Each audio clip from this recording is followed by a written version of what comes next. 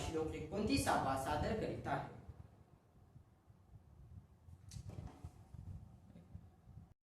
सर्वभूतस्थमात्मानं सर्वभूतानि सात्मने ईक्षते योगयुक्तात्मा सर्वत्र समदर्शनः.